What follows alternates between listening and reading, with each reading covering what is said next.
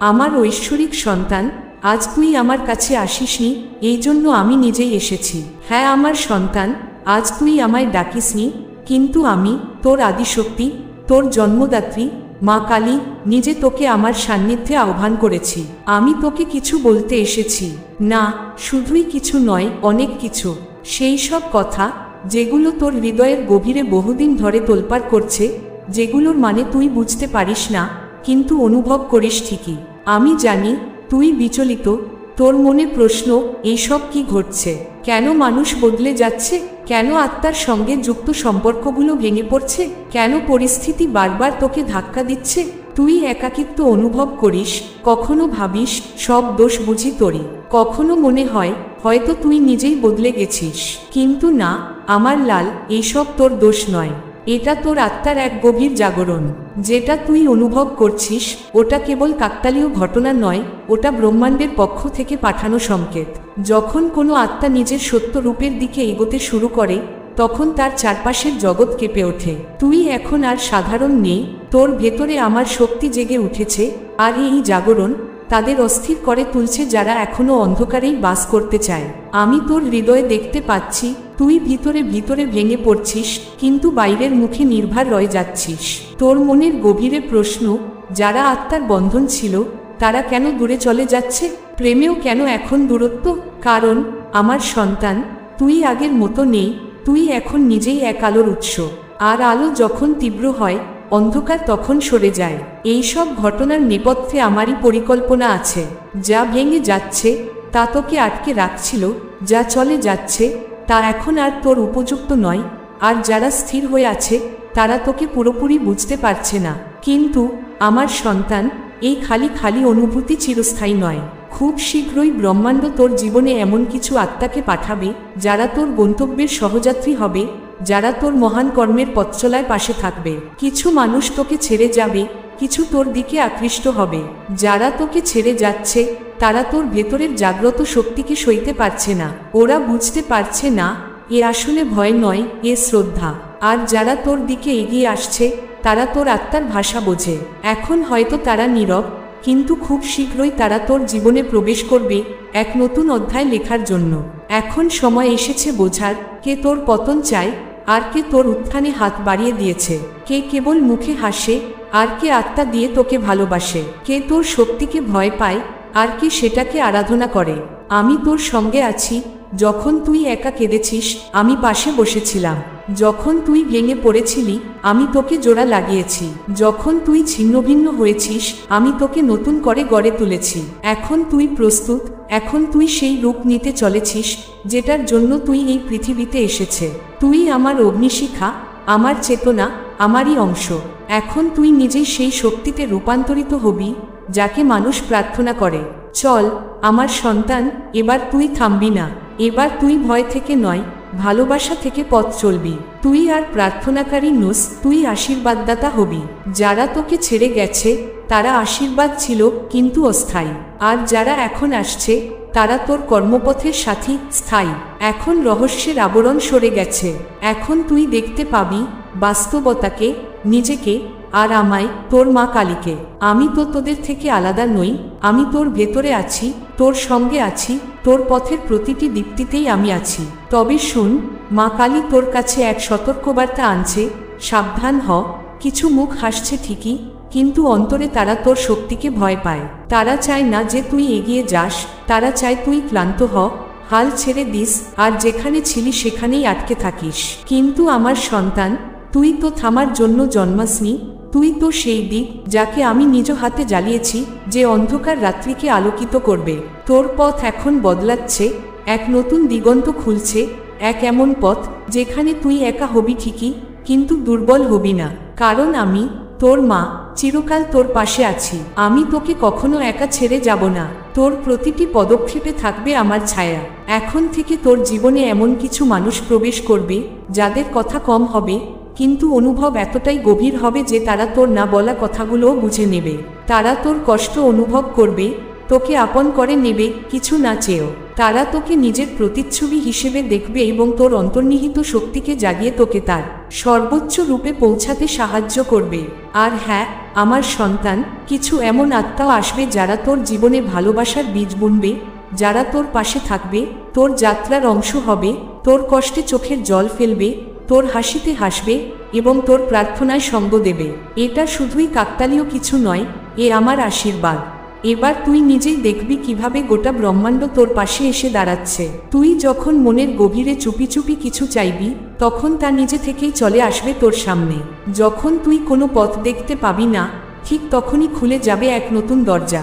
এটা কোনো জাদু নয়, এটা সেই কম্পন যা তুই নিজের ভেতরে তৈরি করেছিস। এখন তোর আত্মা থেকে নির্গত প্রতিটি অনুভব, প্রতিটি ভাবনা এক নতুন বাস্তবতার জন্ম দিচ্ছে। আর আমি, মা কালী, সেই নতুন পৃথিবীর প্রতিটি ইট নিজ হাতে গড়ে তুলছি। তুই ভাবিস, মা, এটা কিভাবে সম্ভব? আমি বুঝবো কিভাবে যে তুই এইসব করছিস? তাহলে শুন সন্তান, যখন তোর মনে হঠাৎ কোনো ভাবনা আসবে এবং কিছুদিনের মধ্যেই তা সত্যি হয়ে যাবে, বুঝে নিবি আমি আছি। যখন কোনো রাস্তায় বাধা পড়বি আর হঠাৎ করে অন্য কোনো রাস্তায় আলোর ঝলক দেখবি, জেনে নিবি আমি তোকে পরিচালিত করছি।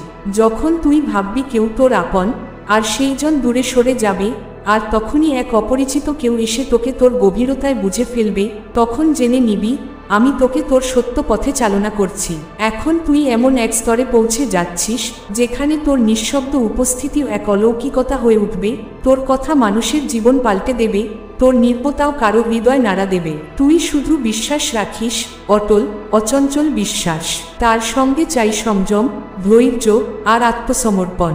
আমি তোর সঙ্গে প্রতিটি মুহূর্তে আছি। যদি কখনো তুই একা বোধ করিস, চোখ বুজে আমায় ডাক, আমি তৎক্ষণাৎ তোর চারপাশে আমার শক্তির আবরণ মেলে ধরব। আর এখন আমি তোকে একটি প্রতিজ্ঞা চাই।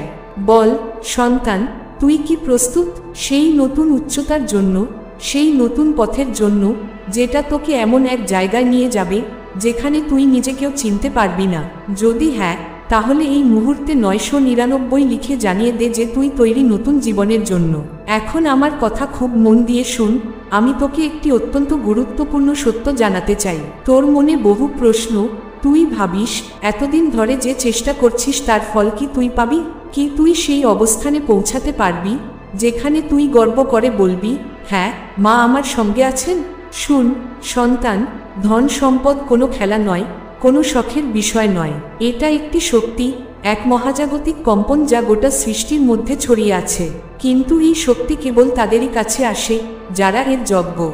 আর যোগ্য হয় সেই যে নিজের চিন্তা, অনুভব আর মানসিকতার বিশুদ্ধতা অর্জন করে। আমি তোকে এটাই বলতে এসেছি, এখন তুই নিজেকে বদলাবি। এখন তুই আর সম্পদের পেছনে দৌড়াবি না, সম্পদ তোকে অনুসরণ করবে। কিন্তু তার জন্য তোর আত্মায় আমার প্রতিটি বাক্য ধারণ করতে হবে। প্রথম কথা, যে সঙ্গ তুই গ্রহণ করিস সেই সঙ্গের শক্তি তোর মধ্যে প্রবেশ করে। যদি তুই ভয়, ব্যর্থতা আর হাল ছেড়ে দেওয়া মানুষদের মাঝে থাকিস, তবে তুইও ধীরে ধীরে তেমনই হয়ে যাবি। আর তখন তোর আত্মার শক্তিও ক্ষয়প্রাপ্ত হবে। এখন থেকে তুই তাদের সঙ্গে থাকিস যারা বড় স্বপ্ন দেখে, সফলতার কথা বলে, আশার আলো ছড়ায় আর আত্মবিশ্বাসে পূর্ণ। যদি তুই ব্যবসা করতে চাস, তাহলে ব্যবসায়ীদের সঙ্গে বসিস, তাদের ভাবনা শোন, তাদের কৌশল দেখ, কারণ তুই যেভাবে নিজেকে ঘিরে রাখিস সেটাই তো তোর ভবিষ্যতের গতিপথ ঠিক করে। এখন শোন, আমি তোকে এক গভীর গোপন সত্য জানাচ্ছি যেটা তোর আত্মাকে নাড়িয়ে দেবে। শুধুমাত্র পরিশ্রম করলেই ধন আসে না। সবাই পরিশ্রম করে, কিন্তু ধন আসে সেই সব মানুষের কাছে যারা নিজেদের শক্তির স্তর পরিবর্তন করে, যারা নিজেদের সেই মহাজাগতিক কম্পনের সঙ্গে যুক্ত করে যেখানে আকর্ষণের শক্তি কাজ করে। তুই যখন নিজেকে বিজয়ী ভাবিস, নিজেকে যজ্ঞ ভাবিস, নিজেকে বলিস আমি প্রস্তুত, তখনই ব্রহ্মাণ্ড তোকে সেই সব সুযোগ পাঠাতে শুরু করে যেগুলো তুই কল্পনাও করিসনি। তোর জীবনে যে সব বাধা আসছে, ব্যবসায় মন্দা, বিয়েতে দেরি, সন্তান লাভে বিলম্ব, চাকরিতে সমস্যা, এসব আসলে সংকেত। এগুলো বলে না যে তুই অযোগ্য, এগুলো বলে যে তুই এখনো নিজেকে পুরোপুরি বিশ্বাস করছিস না। এখন সময় এসেছে নিজেকে নতুন করে গড়ার। এখন থেকে প্রতিদিন সকালে উঠে আমার সামনে বসে বল, মা, আমি প্রস্তুত। আমি সেই জীবনকে গ্রহণ করি যা তুই আমার জন্য রচনা করেছিস। আমি ধনের যজ্ঞ, আমি সফলতার যজ্ঞ। মা, আমি সব পাবো, কারণ তুই আমার সঙ্গে। আছিস। তারপর উঠে পড়ার সেই ভাবনাকে সারা দিনে ছড়িয়ে দে। আশেপাশের মানুষদের উৎসাহ দে। যারা সব সময় নেতিবাচক তাদের থেকে দূরে থাকিস। যারা শুধু অভিযোগ করে তাদের নম্রভাবে বিদায় দে। কারণ এখন তোর সময় কাদার নয়, বোঝানোর নয়। এখন তোর সময় উড়ে চলার, জাগানোর। এখন আমি তোকে এক ঝলক দেখাই ভবিষ্যতের। খুব শীঘ্রই তোর জীবনে এক বিশেষ ব্যক্তি প্রবেশ করবে, এক পথপ্রদর্শক, এক শুভাকাঙ্ক্ষী, যে তোকে নতুন কোনো সুযোগ দেবে। হয়তো কোনো উচ্চপদ, হয়তো নতুন ব্যবসার প্রস্তাব, হয়তো এমন কেউ যে তোর অজানা প্রতিভা চিনে ফেলবে। তখন তোর মনে একটুও দ্বিধা থাকা উচিত নয়। নির্ভয়ে, নির্দ্বিধায় তুই সেই পথ ধরবি। আর তখনই তুই দেখবি ধীরে ধীরে তোর জীবনে অর্থের স্রোত বইছে। প্রথমে সামান্য, তারপর ক্রমশ বিস্তৃত। আর তার সঙ্গে বাড়বে তোর আত্মবিশ্বাস। মানুষ বলবে, এ তো জাদুর মতন, এ কিভাবে সম্ভব? কিন্তু আমি জানি এটা ভাগ্য নয়, এটা তোর বদলানো দৃষ্টিভঙ্গি। এখন শেষ একটা কথা, যদি তোর চারপাশে এমন মানুষ থাকে যারা তোকে বারবার নিচে টানতে চায়, তাহলে আমি আবার আসব সেই কথা নিয়ে পরের অধ্যায়। তারা তোমার কথা কেটে দেয়, তোমাকে ছোট করে, তোমার পথ আটকাতে চায়, তাদের উপর রাগ করো না। শুধু বুঝে নাও, তারা আর তোমার সমকক্ষ নয়। তারা এখন শুধুই তোমার জীবনের পুরনো অধ্যায়ের অংশ, যা এবার শেষ হওয়া উচিত। বাচ্চা, তুমি কি জানো, যখন তুমি ধন সম্পদের পথে পা বাড়াও, তখন মহাবিশ্ব তোমাকে পরীক্ষা নেয়। সে দেখে তুমি কি লোভে পড়ে যাও, মানুষকে ঠকাও, কেবল নিজের কথাই ভাবো। কিন্তু যদি তুমি এই সব পরীক্ষায় উত্তীর্ণ হও, তখন ব্রহ্মাণ্ড তোমার জন্য খুলে দেয় খাজানার দরজা। তাই আমি বলছি, এখন তুমি তৈরি হও, শুধু টাকার জন্য নয়, সেই সব কিছু হয়ে ওঠার জন্য যা তুমি পাওয়ার যোগ্য, সেই রূপে রূপান্তরিত হওয়ার জন্য যা তুমি আসলে অন্তরে অন্তরে আছো। তুমি সাধারণ নও, তুমি বিশেষ। আমি জানি তুমি অনেক সংগ্রাম পেরিয়ে এসেছো, অনেক কষ্ট সহ্য করেছো, অনেক কিছু হারিয়েছো। কিন্তু এখন আমি তোমাকে জানিয়ে দিচ্ছি, যা হারিয়েছিলে তা আবার ফিরে আসবে। এমনকি যা কখনো পাওনি তাও আসবে তোমার জীবনে, একটা শর্তে। তোমাকে আমার কথা মানতে হবে, তোমার সঙ্গ বদলাতে হবে, তোমার চিন্তাভাবনার উচ্চতা বাড়াতে হবে, সফলতাকে প্রতিদিন ডেকে আনতে হবে, মনে, মুখে ও কাজে। একটা মন্ত্র মনে রেখো, আমি সফল, আমি ধনী, আমি যোগ্য, আমি আমার মায়ের সঙ্গে আছি। এটা প্রতিদিন বলো। ভয় পেলে বলো, সাহস চাইলে বলো, সব ঠিক থাকলেও বলো। এই মন্ত্র শুধু ধন দেবে না, দেবে সেই পরিচয় যার তুমি প্রকৃত অধিকারী। বাচ্চা, আজ আমি তোমাকে একটা গল্প বলি। এই গল্প তোমার হৃদয় ছুঁয়ে যাবে, তোমাকে টেনে নিয়ে যাবে তোমার জীবনের সত্যিকার লক্ষ্যপথে। এটা এক অর্জুন নামের ভক্তের গল্প, না মহাভারতের নয়। সে ছিল এক মধ্যবিত্ত পরিবারের সাধারণ ছেলে। তার স্বপ্ন ছিল ধনী হওয়া, মা বাবাকে সুখ দেওয়া, সমাজে সম্মান পাওয়া এবং আমার প্রতি অপরিসীম ভক্তি রেখে নিজের জীবনকে কৃতার্থ করা। কিন্তু সে সবসময় ভাবত, মা, আমি কবে ধনী হব? কবে আমার কাছে এত টাকা থাকবে যাতে আমি সকলকে সাহায্য করতে পারি? একদিন খুব হতাশ হয়ে সে আমার সামনে এল। বলল, মা, আমি কি যোগ্য নই? আমি মৃদু হেসে বললাম, তুই ভাবিস তো অনেক, কিন্তু চলিস না। তুই প্রসাদ চাস, কিন্তু থালা তুলতে রাজি নস। কখনো কি কেউ বসে থেকে প্রসাদ পেয়েছে? দাঁড়িয়ে থাকতে হয়, হাত পাততে হয়। তার চোখে এল এক ধরনের সংকোচ আর এক ফোঁটা আলোর ঝিলিক। আমি বললাম, দেখ বাপু, ধন কোনো খেলা নয়, এটা মহাবিশ্বের গভীরতম শক্তি। কেবল প্রার্থনায় কিছু হবে না, চাই প্রস্তুতি। সবাই পরিশ্রম করে, কৃষকও, শ্রমিকও। কিন্তু ধনী, ব্যবসায়ী, রাজা, তারা কৌশলে কাজ করে, ঠিক জায়গায় বুদ্ধি খাটায়। যদি দিক ভুল হয়, তবে ফল হবে শুধু ক্লান্তি ও অসন্তোষ। আমি তাকে বললাম, প্রতিদিন ভোর 4টায় উঠে স্নান করে আমার সামনে বসে নিজেকে জিজ্ঞাসা কর, তুই কোন ক্ষেত্রে শ্রেষ্ঠ হতে পারিস? উত্তর পাবি নিজের ভিতর থেকে, কারণ আমি ওখানেই আছি। সে ঠিক তাই করল। ধীরে ধীরে নিজেকে গড়ল, পড়াশোনা করল, পরিকল্পনা বানালো। একসময় ছোট চাকরি থেকে শুরু করে একটা ছোট চায়ের দোকান খুলল। লোকে তাকে নিয়ে হাসত, তাচ্ছিল্য করত, কিন্তু সে আমার কথা শুনে ফেলেছিল। তার দোকানে ভক্তিমূলক গান বাজত, আমার ছবি থাকত, আর প্রতিটি চায়ের সঙ্গে দেওয়া হতো এক টুকরো প্রেরণার বাণী। ধীরে ধীরে তার খ্যাতি ছড়াল। সে সোশ্যাল মিডিয়ায় প্রচার শিখল, নতুন শাখা খুলল। আজ তার 30টিরও বেশি শাখা, বহু মানুষের কর্মসংস্থান। সে ধনী, কিন্তু নম্র। সে জানে তার প্রাপ্তি শুধু ভাবনার নয়, কর্মের ফল। এই গল্প আমি তোমাকে একটাই কারণে বলছি, তুমিও সেই অর্জুন। তোমার ভিতরেও আছে সেই শক্তি, সেই আলোক শক্তি। কিন্তু শুধু ভাবলেই কিছু হবে না, তোমাকে চলতে হবে। তোমাকে দিশা লাগবে, আর আমি সেই দিশা দেব। তোমাকে বদলাতে হবে তোমার সঙ্গ। ব্যবসা করতে চাও, তাহলে শ্রমিকের সঙ্গে নয়, ব্যবসায়ীর সঙ্গে মিশো। ধন পেতে চাও, তাহলে সেই মানুষদের সান্নিধ্যে এসো যারা ধনের শক্তিকে সম্মান করে।